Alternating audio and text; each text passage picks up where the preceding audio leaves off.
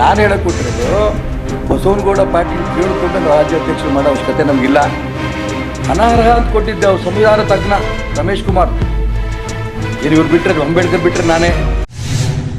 ಹಬ್ಬಗಳ ಪ್ರಯುಕ್ತ ಧಮಾಕ ಖರೀದಿ. H Naikodi sweet mart all types of sweets ಹಾಗೂ ನಮ್ಕಿನ್ಸ್ ಇಲ್ಲಿ ದೊರೆಯುತ್ತವೆ. ನಗರದ ಹೃದಯ ಭಾಗದ ಅಲಂಕಾರ ಟಾಕೀಸ್ ಎದುರಿನ ರಸ್ತೆಯಲ್ಲಿರುವ ಎಚ್ ನಾಯ್ಕೋಡಿ ಸ್ವೀಟ್ ಮಾರ್ಟ್ ಮತ್ತು ಬ್ರಹ್ಮಾಂಡವಾದ ಬೇಕರಿ ನಿಮಗಾಗಿ ವಿಭಿನ್ನ ತಿಂಡಿಗಳನ್ನು ನೀಡುತ್ತಿದೆ. ಇಲ್ಲಿ ಎಲ್ಲ ತರಹದ ಸ್ವೀಟ್ ಮಾರ್ಟ್ ಹಾಗೂ ನಮ್ಕಿನ್ಸ್ ಪದಾರ್ಥಗಳು ದೊರೆಯುತ್ತವೆ. ಆರೋಗ್ಯಕರವಾದ, ರುಚಿಕರವಾದ, ವಿಧ ವಿಧವಾಗಿ ಸಿಹಿ ತಿಂಡಿಗಳು ನಮ್ಮಲ್ಲಿ ಲಭ್ಯ. ಹಾಗಾದ್ರೆ ಹಿಂದೆ ನಮ್ಮನ್ನ ಸಂಪರ್ಕಿಸಿ. ಮೊಬೈಲ್ ನಂಬರ್ 9980396750 ಹಾಗೂ 9980413500. ನಮ್ಮ ವಿಳಾಸ ಎಚ್ ನಾಯ್ಕೋಡಿ ಸ್ವೀಟ್ ಮಾರ್ಟ್, ಅಲಂಕಾರ ಟಾಕೀಸ್ ಎದುರಿಗೆ, ಡೈಮಂಡ್ ಹೋಟೆಲ್ ಹತ್ತಿರ, ವಿಜಯಪುರ.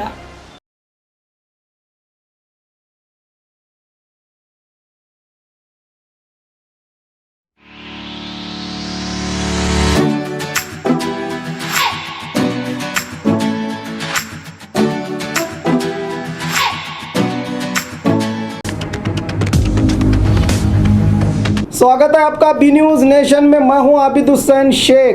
ईश्वरप्पा की प्रेस मीट। बीजापुर, बागलकोट। उत्तर कर्नाटक के बाढ़ प्रभावित इलाकों के दौरे पर निकले राज्य के मंत्री ईश्वरप्पा ने बाढ़ पीड़ितों के परिहार, केंद्र के अनुदान, नाराज विधायकों के समाधान पर बात करते हुए केंद्र सरकार ने कर्नाटक के साथ अनुदान में सौतेला सुलूक, बागी विधायकों के स्थानमान और बसवनगौड़ा पाटिल पर पूछे गए सवालों पर कहा कि बसवनगौड़ा पाटिल के इशारों पर चलने वाले हम नहीं, भगवान इन्हें सही बुद्धि दे कहा ईश्वरप्पा ने। ನಾನು ಹೇಳಕ್ ಕೊಟ್ಟಿರೋದು ಬಸವನಗೌಡ ಪಾಟೀಲ್ ಕೇಳಿಕೊಂಡು ರಾಜ್ಯಾಧ್ಯಕ್ಷರು ಮಾಡೋ ಅವಶ್ಯಕತೆ ನಮಗಿಲ್ಲ. ಅವ್ರು ಹೇಳೋದು ಅಂತ ತಕ್ಷಣ ಅದಕ್ಕೆ ನಮ್ಮ ಒಪ್ಪಿಗೆ ಕೊಟ್ಟಿಲ್ಲ. ಅನೇಕ ಹೇಳಿಕೆಗಳು ಬಸವನಗೌಡ ಪಾಟೀಲ್ ಹೇಳಿದ್ದಾರೆ. ಅವ್ರ ಮುಖಕ್ಕೆ ಹೇಳಿದ್ದೀನಿ, ಈ ರೀತಿ ಪಕ್ಷದಲ್ಲಿ ಇದ್ದು ಈ ರೀತಿ ಹೇಳೋದು ಒಳ್ಳೇದಲ್ಲ. ಇದು ಹೇಳಿದ್ದೀನಿ ನಾನು. ಅವ್ರು ಯಾವತ್ತಾರು ತಿದ್ದುಕೊಂಡಂಥ ಬುದ್ಧಿ ಭಗವಂತ ಅವ್ರಿಗೆ ಕೊಟ್ಟರೆ ತಿದ್ಕೊಳ್ಳಿ, ನಂದು ಪ್ರಶ್ನೆ ಇಲ್ಲ. ನಾನು ನೀವು ಕೇಳಿದ್ದೇನು, ನಳಿನ್ ಕುಮಾರ್ ಅವರು ತುಂಗಭದ್ರ ಈಚೆ ಬಂದಿಲ್ಲ ಅಂತ. ಅಮಿತ್ ಶಾ ಅವರು ಇವತ್ತು ಇಡೀ ದೇಶಕ್ಕೆ ಗೊತ್ತು ತಾನೆ ಎಷ್ಟರ ಮಟ್ಟಿಗೆ ಆರ್ಟಿಕಲ್ 370 ರದ್ದು ಮಾಡದಂಥ ಸಂದರ್ಭದಲ್ಲಿ ಅಮಿತ್ ಶಾ ಅವರು ಇಡೀ ದೇಶ ಅಲ್ಲ ಪ್ರಪಂಚ ಮೆಚ್ಚುತ್ತಾ ಇದೆ. ಕರ್ನಾಟಕ ರಾಜ್ಯದ ಬಾಗಲಕೋಟೆ ಮತ್ತು ಬಿಜಾಪುರ ಎರಡು ಜಿಲ್ಲೆಗಳಲ್ಲಿ ನಾನು ಮತ್ತು ಗೋವಿಂದ ಕಾರಜೋಳ ಅವರು ಪ್ರವಾಸನ ಮಾಡ್ತಾ ಇದ್ದೇವೆ. ಈಗ 10,000 ರೂಪಾಯಿ ನಾನು ಹೇಳ್ದಂಗೆ ಒಂದು ರೌಂಡ್ ಹೆಚ್ಚು ಕಡಿಮೆ ಕೂಡ ನಾವು ಓಡಾಟ ಮಾಡ್ತಾ ಇರೋಂಥ ಸಂದರ್ಭದಲ್ಲಿ ಸಾಕಷ್ಟು ಪರಿಹಾರ ಸಿಕ್ಕಿದೆ. ಇನ್ನು ಯಾರ್ಯಾರು ಸಿಕ್ಕಿಲ್ಲ ಅವ್ರಿಗೂ ಕೂಡ ಕೊಡಲೇಬೇಕು ಅಂತ ತೀರ್ಮಾನವನ್ನು ಮಾಡಿದ್ದೇವೆ. ನೇರವಾಗಿ ಕ್ಯಾಶ್ ಕೊಡಲ್ಲ, RTGS ಮುಖಾಂತರನೇ ಆ ವ್ಯಕ್ತಿಗಳಿಗೆ ಅಕೌಂಟಿಗೆ ಹಣ ಹೋಗ್ತಾ ಇದೆ. ಮನೆ ಬಿದ್ದಂಥ ಸಂದರ್ಭದಲ್ಲಿ ಭಾಗಶಃ ಬಿದ್ದರೆ ಎಷ್ಟು, ಪೂರ್ಣ ಬಿದ್ದರೆ ಎಷ್ಟು, ಇದನ್ನೆಲ್ಲ ತೀರ್ಮಾನ ತಗೊಂಡು ಮಣ್ಣಿನ ಗೋಡೆ ಮನೆಗಳು ಸ್ವಾಭಾವಿಕವಾಗಿ ಆರಂಭದಲ್ಲಿ ಸ್ವಲ್ಪ ಬೀಳುತ್ತೆ, 3-4 ದಿನದ ನಂತರ ಪೂರ್ಣ ಬಿದ್ದೋಗುತ್ತೆ ಆ ಮಣ್ಣು ನೆಂದು.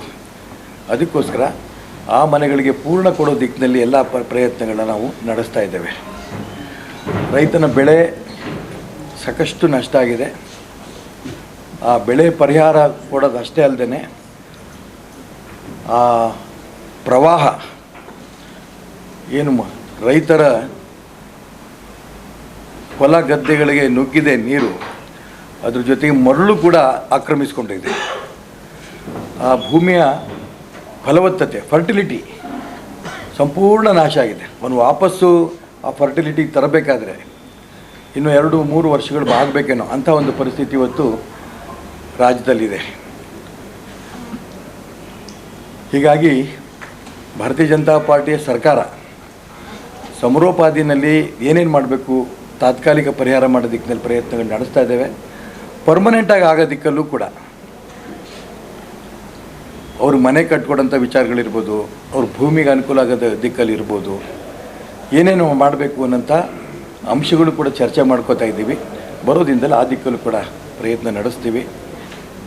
ಮೊದಲನೇದಾಗಿ ಕೇಂದ್ರ ಸರ್ಕಾರದಿಂದ 128 ಕೋಟಿ ಹಣ ಬಿಡುಗಡೆ ಆಗಿದೆ. ನಿನ್ನೆ 1028 ಕೋಟಿ ಬರಗಾಲದ ವಿಚಾರಕ್ಕೆ ಬಿಡುಗಡೆ ಆಗಿದೆ. ಮೊದಲನೇ ಬಾರಿ ಎಲ್ಲ ತಹಶೀಲ್ದಾರರಿಗೆ ಜಿಲ್ಲಾಧಿಕಾರಿಗಳ ಮುಖಾಂತರ 1 ಕೋಟಿ ರೂಪಾಯಿ ಹಣ ಬಿಡುಗಡೆ ಆಗಿದೆ.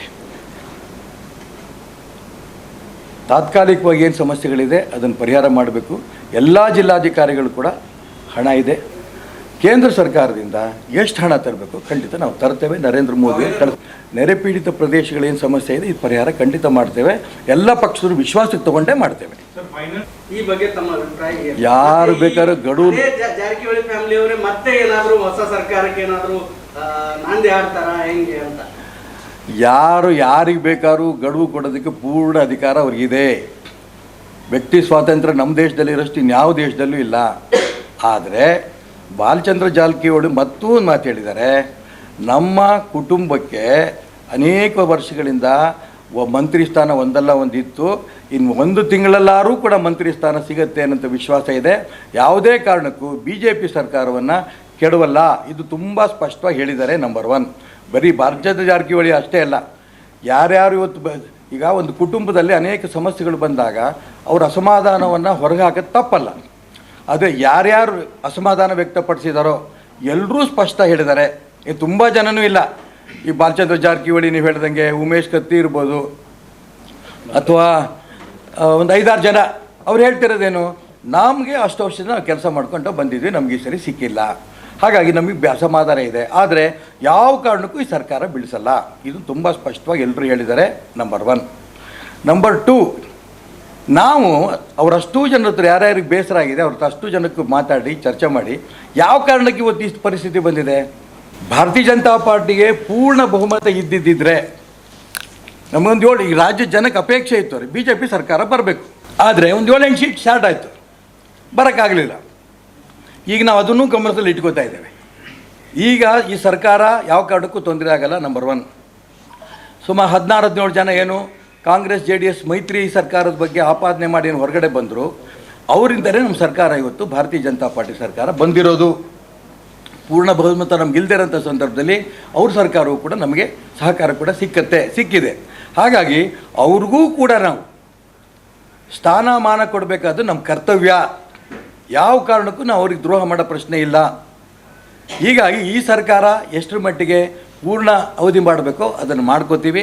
ಎರಡನೇದು, ನಮ್ಗೆ ಇದರಿಂದ ಕಲಿತಂಥ ಪಾಠ ಏನು, ಪಕ್ಷ ಸಂಘಟನಾತ್ಮಕವಾಗಿ ಇನ್ನೂ ಬೆಳಿಬೇಕು. ಪೂರ್ಣ ಸ್ವತಂತ್ರವಾಗಿ BJP ಬಹುಮತ ಬರೋ ದಿಕ್ಕಿನಲ್ಲಿ ಎಷ್ಟರ ಮಟ್ಟಿಗೆ ಪಕ್ಷದ ಸಂಘಟನೆ ಕಟ್ಟಬೇಕು, ಈ ದಿಕ್ಕಲ್ಲಿ ಯೋಚನೆ ಮಾಡಿ ಬರುವಂಥ ದಿನ ನಾನು ತುಂಬ ಸ್ಪಷ್ಟವಾಗಿ ಹೇಳ್ತೇನೆ, ಯಾವುದೇ ಸಂದರ್ಭದಲ್ಲಿ ಚುನಾವಣೆ ಬರಲಿ ಭಾರತೀಯ ಜನತಾ ಪಾರ್ಟಿ ಪೂರ್ಣ ಬಹುಮತ ತರೋ ದಿಕ್ಕಿನಲ್ಲಿ BJP ಬಹುಮತ ಸರ್ಕಾರ ಬರುತ್ತೆ, ಈ ವಿಶ್ವಾಸ ಕೂಡ ನನಗಿದೆ. ಅನರ್ಹ ಅಂತ ಕೊಟ್ಟಿದ್ದೆ ಅವ್ರು ಸಂವಿಧಾನ ತಜ್ಞ ರಮೇಶ್ ಕುಮಾರ್, ಏನು ಇವ್ರು ಬಿಟ್ಟರೆ ಅಂಬೇಡ್ಕರ್ ಬಿಟ್ಟರೆ ನಾನೇ ಅಂತ ಹೇಳೋಂಥ ವ್ಯಕ್ತಿ ಹೇಳ್ತಾ ಇರೋದು. ಸುಪ್ರೀಂ ಕೋರ್ಟ್ ಇವ್ರು ಏನು ಹೇಳಿತ್ತು, ಅವ್ರು ರಾಜೀನಾಮೆ ಕೊಟ್ಟಿದ್ದಾರೆ, ಅಕ್ಸೆಪ್ಟ್ ಮಾಡ್ತೀಯೋ ಅಕ್ಸೆಪ್ಟ್ ಮಾಡಲ್ವೋ ಸ್ಪಷ್ಟವಾಗಿ ಸುಪ್ರೀಂ ಕೋರ್ಟ್ ರಿಪೋರ್ಟ್ ಕೊಡು ಅಂತ ಹೇಳಿದ್ದು. ಇವ್ರು ಮಾಡಿದ್ದೇನು, ಸುಪ್ರೀಂ ಕೋರ್ಟ್ ಮಾತನ್ನು ಮೀರಿ ಅನರ್ಹ ಅಂತ ಘೋಷಣೆ ಮಾಡ್ರು. ಇವ್ರು ಯಾರಿಗೆ ಸುಪ್ರೀಂ ಕೋರ್ಟ್ ಕೇಳಿದ್ದ? ಕಾಂಗ್ರೆಸ್ ಏಜೆಂಟ್ ಅಂತ ವರ್ತನೆ ಮಾಡಿ ಇವತ್ತು ಗೊಂದಲಗಳನ್ನು ಕ್ರಿಯೇಟ್ ಮಾಡಿದ್ದಾರೆ. ಸಭಾಧ್ಯಕ್ಷ ಸ್ಥಾನವನ್ನು ದುರುಪಯೋಗ ಮಾಡಿಕೊಂಡ್ರು. ಇರಲಿ, ನೀವೇನು ಪ್ರಶ್ನೆ ಏನು, ಅವರು ಎಲ್ಲಿ ಸುಪ್ರೀಂ ಕೋರ್ಟ್ ತೀರ್ಮಾನ ಆಗೋ ತನಕನೂ ಕೂಡ ವೇಕೆಂಟ್ ಇಟ್ಟಿರ್ತೀರಾ ಅಂತ. ಇದ್ರ ತೀರ್ಮಾನ ತೊಗೊಂಡು ನಾನೆಲ್ಲ ಕೇಂದ್ರ ನಾಯಕರಿದ್ದಾರೆ, ರಾಜ್ಯದ ನಾಯಕರೇ ಕೂತು ಚರ್ಚೆ ಮಾಡಿ ತೀರ್ಮಾನ ತಗೋತಾರೆ.